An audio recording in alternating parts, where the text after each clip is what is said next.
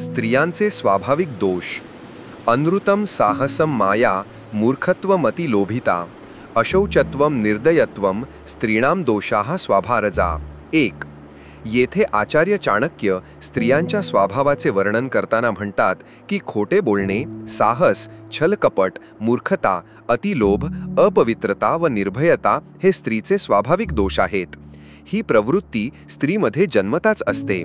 त्या आपल्या दुसाहसामध्ये कोणतेही असे कार्य करू शकतात की ज्याच्यावर विश्वास बसत नाही. आचार्य चाणक्यांनी येथे स्त्रीच्या स्वभावाचे वर्णन केले आहे आणि ते मानतात की सृष्टीच्या रचनेत स्त्रीचे योगदान मोलाचे आहे. पण जेव्हा स्वभावाचा प्रश्न येतो तेव्हा तेथे हे दोष सुद्धा पाहिले जातात. याचा अर्थ हा नाही की दारम किमेकम नरकस्य नारी, म्हणजेच नरकाला असलेल्या एकमेव दाराच्या रूपाने स्त्रीचा उल्लेख केला आहे. तुलसीदासांनी म्हटले आहे की नारी स्वभाव सत्य कविकही अवगुण 8 सदा उर्रही. या 8 अवगुणात याच श्लोकात असलेल्या नावांचा अनुवाद केला आहे. त्याचबरोबर सामान्य नियमांना विशेष नियम प्रभावित करतात. कारण स्त्री माया, दया, क्षमा इत्यादींचे एकमेव स्थान आहे. हिच्याशिवाय सृष्टी अपूर्ण आहे. म्हणून सीता, राधा, जिजाबाई, लक्ष्मीबाई यांच्यामधील अवगुण शोधणे म्हणजे आपला अविचारीपणा आहे. या तर स्त्रियांच्या आदर्श आहेत. आणि आचार्य चाणक्याने स्त्रीच्या ज्या दोषांची वर चर्चा केली आहे ते स्वाभाविक आहेत. सर्वच स्त्रियांमध्ये हे दोष असणे आवश्यक नाही. जीवनातील सुख भाग्यवंताला मिळते. भोज्यम भोजन शक्तिश्च रतिशक्तितर वरांगना विभवो दानशक्तिश्च नाल्पस्य तपसः फलम. 2. येथे आचार्य चाणक्य सांगतात की भोजनालायक पदार्थ, भोजनशक्ती, रतिशक्ती, सुंदर स्त्री, वैभव आणि दानशक्ती ही सर्व सुख कमी अल्प तपस्येची फलं नसतात. अर्थातच खाण्यापिण्याचे सुग्रास पदार्थ मिळावेत आणि जीवनाच्या शेवटपर्यंत खाण्याची, पचविण्याची क्षमता राहावी. स्त्री संभोगाची इच्छा कायम असावी. सुंदर स्त्री भेटावी, धनदौलत असावी व दान करण्याची सवय असावी. ही सगळी सुख एखाद्याच भाग्यवंताला मिळतात. पूर्वजन्मीच्या पुण्याईमुळेच असे सौभाग्य लाभते. हे नेहमी पाहण्यात येते की ज्या माणसांजवळ खाण्यापिण्याची काही कमी नाही त्यांच्यापाशी ते खाऊन पचन करण्याची शक्ती नसते. यालाच म्हणतो की जिथे दात आहेत तिथे चणे नाहीत आणि जिथे चणे आहेत तिथे दात नाहीत. अर्थात अत्यंत श्रीमंत व्यक्तीसुद्धा अशा आजारांनी ग्रस्त असतात की त्यांना साधे पदार्थ सुद्धा पचत नाहीत. पण ज्या व्यक्ती धुष्टपुष्ट आहेत, दणकट आहेत, ज्यांची पचनशक्ती चांगली आहे, त्यांच्याजवळ खाण्यासाठी काही नसते. याच प्रकारे अनेक लोकांजवळ धनदौलत आहे, वैभवात कमतरता नाही, पण त्यांच्यामध्ये उपभोग घेण्याची व दानधर्माची वृत्ती नसते. ज्या लोकांजवळ ह्या गोष्टी असतात तशांना आचार्य चाणक्य पूर्वजन्माच्या तपस्येचे फळ मानतात. त्यांचे म्हणणे आहे की खाण्यापिण्याच्या वस्तूबरोबरच त्या पचविण्याची शक्ती, सुंदर स्त्रीसोबत संभोगाची शक्ती आणि संपत्तीचा सदुपयोग आणि दानधर्माची वृत्ती ज्या व्यक्तीमध्ये असते ते अत्यंत भाग्यशाली असतात. याला पूर्वजन्मीचे पुण्यच मानावे. जीवन सुखातच स्वर्ग आहे. यस्य पुत्रो वशीभूतो भार्या छंदानुगामिनी विभवे यस्य संतुष्टिः तस्य स्वर्गः इहैवहि. 3. आचार्य चाणक्याचे सांगणे आहे की ज्याचा पुत्र अंकित आहे, पत्नी वेद मार्गानुसार वागते आणि जो आपल्या वैभवामुळे संतुष्ट आहे त्याच्यासाठी येथे स्वर्ग आहे. अर्थ असा की ज्या मनुष्याचा पुत्र आज्ञाधारक आहे, सर्व आज्ञा मानतो, पत्नी धार्मिक व चांगल्या चलनाची असते, सद्गृहिणी असते आणि जो आपल्याजवळ जेवढी संपत्ती आहे त्यात आनंदी राहतो, संतोष मानतो, अशा व्यक्तीला याच संसारात स्वर्गात सुख प्राप्त होते. त्याच्यासाठी पृथ्वीवरच स्वर्ग असतो. कारण पुत्राचे आज्ञाधारक असणे, स्त्रीचे पतिव्रता असणे आणि व्यक्तीचे संपत्तीविषयी लालसा न ठेवणे किंवा मनाचे समाधान करण्यातच स्वर्गात मिळणाऱ्या सुखाचे समाधान आहे. असं मानतात की अनंत शुभ व पुण्यकार्यामुळे स्वर्ग प्राप्त होतो. याच प्रकारे या जगात हे 3 सुख मनुष्याला पुण्यकर्माचे फळरूपात मिळतात. ज्या व्यक्तीला हे 3 सुख प्राप्त होतात त्याला फार भाग्यशाली समजावे. सार्थकतेतच संबंधाचे सुख. ते पुत्रा ये पितुर्भक्ताः सह पिता यस्तु पोषकः तन्मित्रम यत्र विश्वासः सा भार्या या निवृत्तीः. 4. आचार्य चाणक्य म्हणतात की पुत्र तोच जो पितृभक्त आहे, पिता तोच जो पोषणकर्ता आहे, मित्र तो जो विश्वासपात्र आहे, जी मन प्रसन्न करते तीच पत्नी. म्हणजे वडिलांची आज्ञा पालन करणारा, सेवा करणाराच पुत्र म्हटला जातो. आपल्या संततीचे योग्य पालन पोषण करणारा, त्यांना योग्य शिक्षण देऊन चांगला घडविणारा मनुष्यच खऱ्या अर्थाने पिता असतो. ज्याच्यावर विश्वास आहे, जो विश्वासघात करणार नाही, तोच खरा मित्र असतो. पतीला दुःखी न करणारी, नेहमी त्याच्या सुखाकडे लक्ष देणारीच पत्नी समजली जाते. अर्थ असा की या जगात अनेक प्रकारचे संबंध आहेत, पण निकटच्या संबंधाच्या रूपात वडील, मुलगा, आई आणि पत्नीच समजले जातात. त्यामुळे सांगता येईल की संतती तीच जी आई वडिलांची सेवा करते नाही तर ती व्यर्थ आहे. याच प्रकारे आपली संतती व आपल्या कुटुंबाचे पालनपोषण करणारी व्यक्तीच वडील मानल्या जातात. आणि मित्रसुद्धा अशा व्यक्तीला मानले जाते ज्याच्यावर कधीच कोणत्याही प्रकारे अविश्वास दाखविता येत नाही. जी नेहमी विश्वासू आहे, आपल्या सदाचरणाने पतीला सुख देते, तीच खऱ्या अर्थाने पत्नी होय. याचा अर्थ असा की नाव आणि संबंध निमित्ताने एकमेकाशी जोडून राहण्यात काही अर्थ नाही. संबंधांची वास्तविकता तोपर्यंत आहे जोपर्यंत सगळे आपल्या कर्तव्याचे पालन करून एक दुसऱ्याला सुखी करण्याचे प्रयत्न करतील आणि संबंधांची वास्तविकतेचे नेहमी पालन करतील. कपटी मित्राचा त्याग करा. परीक्षे कार्यहंतारम प्रत्यक्षे प्रियवादिनम वर्जयेत तादृशम मित्र विषकुंभम पयोमुखम. 5. आचार्य चाणक्य सांगतात की पाठीमागून कामात विघ्न आणणारे व समोर गोड बोलवारे मित्र तोंडावर विष ठेवलेल्या विषाच्या घागरीसारखे त्यागावेत. अर्थ असा आहे की विषाने भरलेल्या घागरीवर जर थोडेही दूध टाकले तरीही ती विषाचीच घागर समजली जाते. या प्रकारे तोंडावर गोड गोड बोलणारा व पाठीमागून काम बिघडवणारा मित्र या विषाच्या घागरीसारखा असतो. विषाच्या घागरीला कोणतीही व्यक्ती स्वीकारित नाही, त्यासाठी अशा मित्रांचा त्याग करणेच योग्य आहे. सत्य तर हे आहे की अशा व्यक्तीला मित्र समजताच येणार नाही, त्यांना शत्रूच समजले पाहिजे. न विश्वसेत कुमित्रे च मित्रे चापी न विश्वसेत कदाचित कुपितम मित्रम सर्वम गुह्यम प्रकाशयेत. 6. आचार्य चाणक्य म्हणतात की वाईट मित्रांचा विश्वास करू नये आणि मित्रावरही विश्वास ठेवू नये. रुष्ट झालेला मित्र आपली गुह्य सर्वांना सांगू शकतो. अर्थ हा आहे की दुष्ट चहाडखोर मित्राचा चुकूनही भरवसा करू नये. तो अगदी लंगोटी यार असला तरी त्याला आपले रहस्य सांगू नये. शक्यता असते की तो आपल्यावर नाराज झाला तर आपला रहस्य भेद करू शकतो. याचा आपल्याला पछतावा होऊ शकतो, कारण आपले रहस्य जाणून घेऊन तो मित्र स्वतःच आपल्या गुप्त बाबी उघड्या करण्याची धमकी देऊन आपल्याला अनिष्ट काम करण्यासाठी विवश करू शकतो. म्हणून आचार्य चाणक्याला खात्री आहे की ज्याला आपण उत्तम मित्र मानतो त्याला सुद्धा आपली गुह्य सांगू नयेत. काही गोष्टी गुप्त ठेवणे आवश्यक आहेत. मनातील भावना गुप्तच ठेवा. मनसा चिंतितम कार्यम वाचा नैव प्रकाशयेत मंत्रेन रक्षयेत गूढम कार्य चापी नियोजयेत. 7. आचार्य चाणक्याचे सांगणे आहे की मनी कल्पना केलेले काम तोंडाने सांगू नयेत. मंत्र्यासारखे गुप्त होऊन त्याचे रक्षण करावे. गुप्त ठेवूनच ते काम करावे. अर्थ असा आहे की मनात जे काम करण्याचा विचार आहे ते मनातच ठेवा, कोणालाही सांगू नये. मंत्र्याप्रमाणे गुप्त ठेवून चुपचाप काम सुरू करावे. जेव्हा काम चालू आहे तेव्हाही त्याची दवंडी देऊ नये. जाहिरात करून काम झाले नाही तर हसे मात्र होईल. एखादा शत्रू काम बिघाडू शकतो. काम पूर्ण झाल्यानंतर सर्वांनाच माहीत होते, कारण मनोविज्ञानाचा नियम आहे की आपण ज्या कामासाठी जास्त चिंतन मनन कराल आणि चुपचाप त्याचे कार्यरूपात परिवर्तन कराल त्यात यश प्राप्त करण्याची संधी निश्चित मिळेल.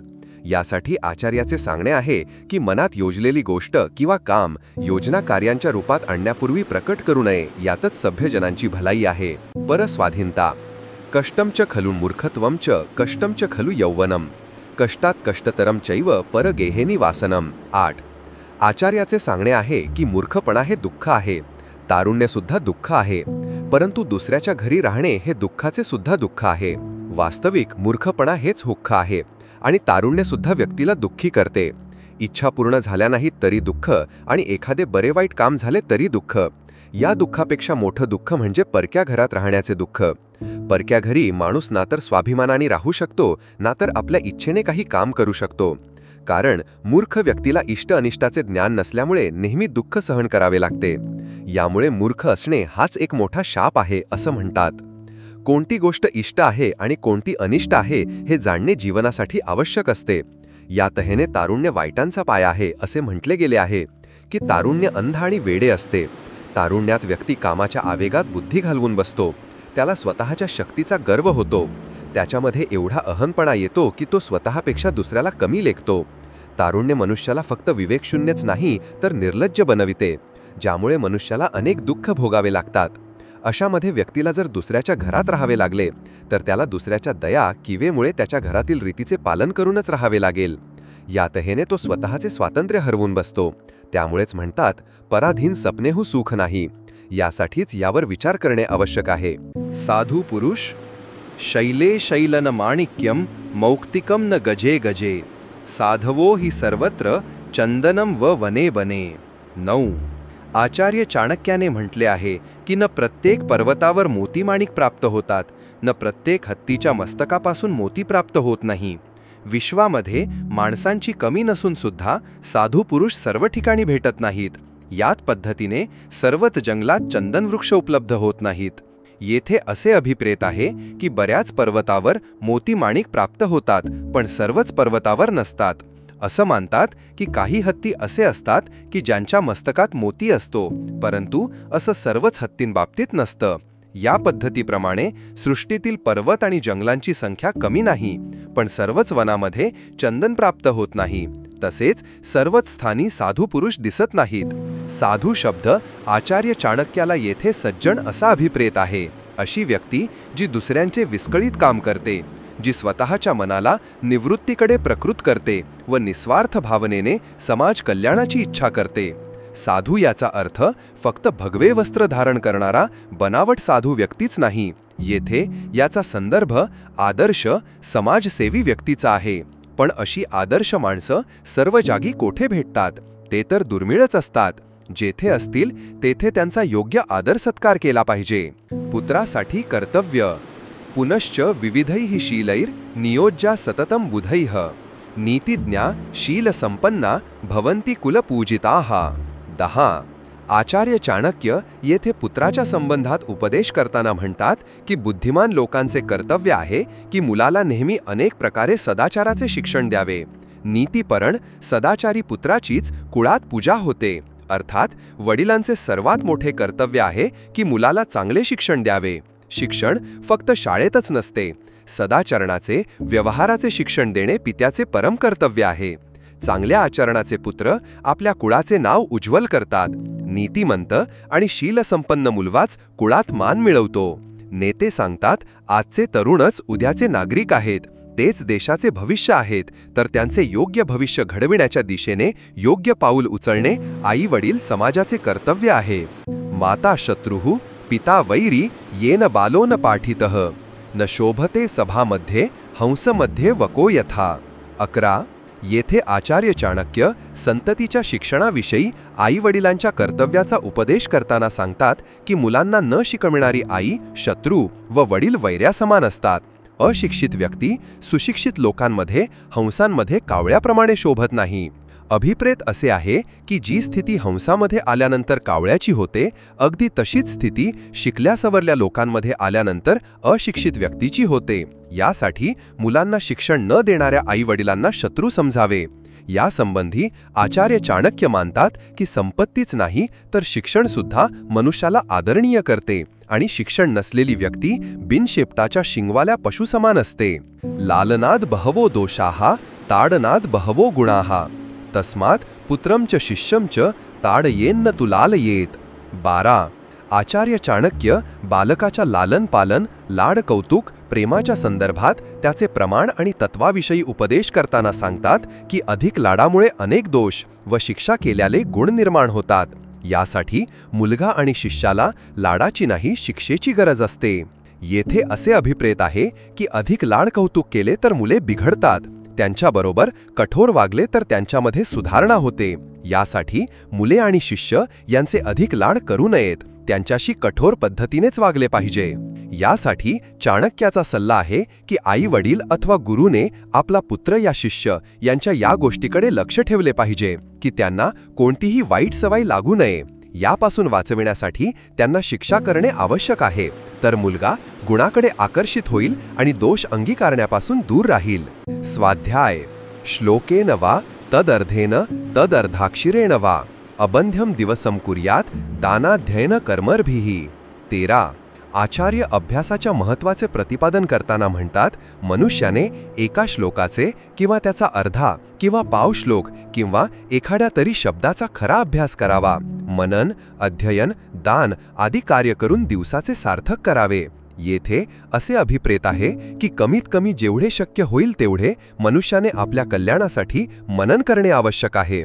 मनन करणे, अध्ययन करणे आणि लोकांना मदत करणे हे मानवी जीवनातील अनिवार्य कर्तव्य आहे. हे केल्यानेच जीवनाचे सार्थक होते. कारण मानव जीवन अमूल्य आहे. त्याचा एक एक दिवस, एक एक क्षण अमूल्य आहे. तो सफल करण्यासाठी स्वाध्याय, चिंतन, मनन आणि दान इत्यादी सत्कर्म करीत राहावे. हाच जीवनाचा नियम केला तर तो सर्वोत्तम आहे. आसक्ती विष आहे. कांतावियोग स्वजनापमानो ऋणस्य शेषः कुनृपस्य सेवा. दरिद्रभावो विषयासभाच विनाग्निमेते प्रदहन्ति कामयी.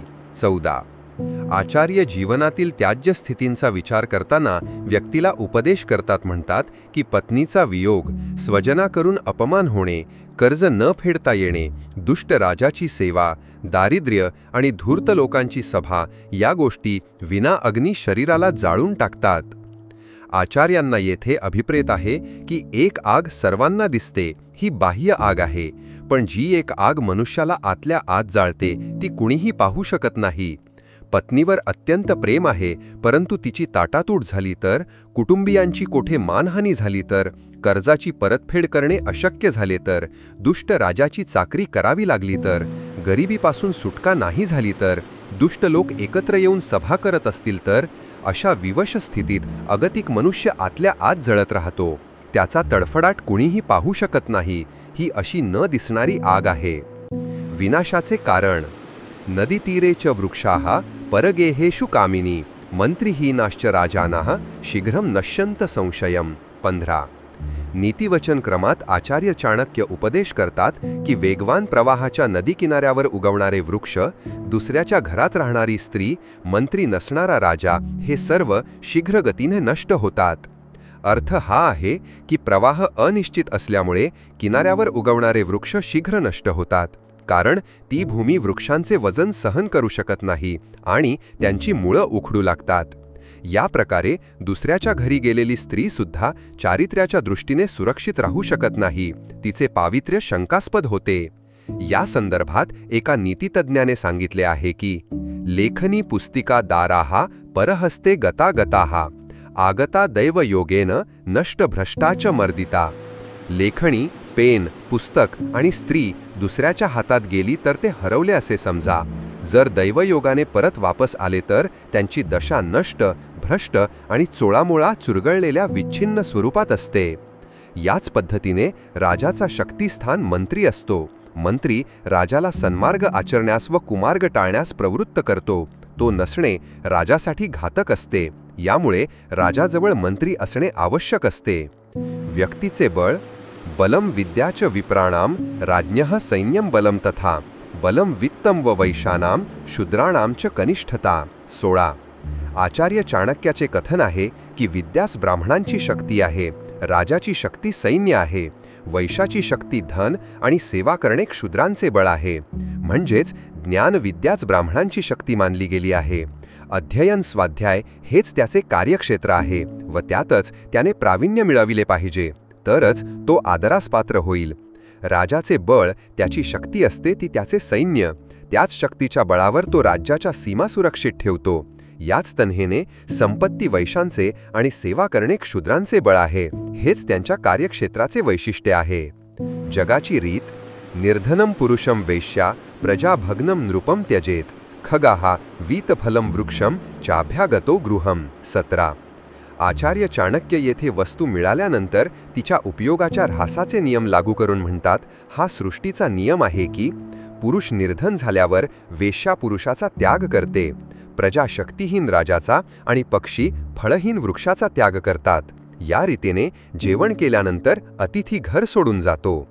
येथे हे अभिप्रेत आहे की वेश्या आपल्या जुन्या ग्राहकाला तो गरिबीत आल्यानंतर सोडून देते. वाईट काळात राजा शक्तिहीन झाला तर त्याची प्रजा त्याचा त्याग करते. वृक्षाची फळे संपल्यानंतर पक्षी त्या वृक्षाचा त्याग करतात.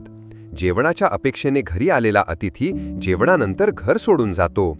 आपले काम होईपर्यंतच लोक संबंध ठेवतात. हाच सृष्टीचा संकेत येथे आहे की उपयोगानंतर वस्तू निकामी होते. या संदर्भात आचार्य चाणक्यांनी काही उदाहरणांद्वारे व्यक्तीच्या कर्तव्य पालनावर भर दिला आहे. संपत्तीमुळे वेश्या ज्याला आपला प्रेमी म्हणते, निर्धन झाल्यावर त्याच्याकडे पाठ फिरविते. मानहीन राजाला प्रजा त्यागते आणि वठलेल्या वृक्षाला पक्षी त्यागतात. भोजनानंतर गृहस्थाला आशीर्वाद देऊन घर सोडून जावे हे अतिथीचे कर्तव्य आहे. तेथे मुक्काम करण्याचा त्याने विचारही करू नये. नाहीतर असे होईल की गृहस्थाला संकोच दूर सारून अतिथीला जाण्यास सांगणे भाग पडेल. त्याला हे समजले पाहिजे की भोजन झाल्यावर स्वतःच जाण्याची परवानगी मागण्यात सन्मान आहे आणि हेच योग्य आहे. गृहीत्वा दक्षिणां विप्रास्त्यजन्ति यजमानकं प्राप्ती विद्या गरुं शिष्य दग्धारण्यं मृगस्तथा. 18. आचार्य चाणक्य जगरीतीची चर्चा करताना सांगतात की दक्षिणा घेतल्यानंतर ब्राह्मण यजमानाला सोडून देतात, विद्याप्राप्तीनंतर शिष्य गुरुला सोडून देतात आणि वणवा पेटल्यानंतर पशु वनाचा त्याग करतात.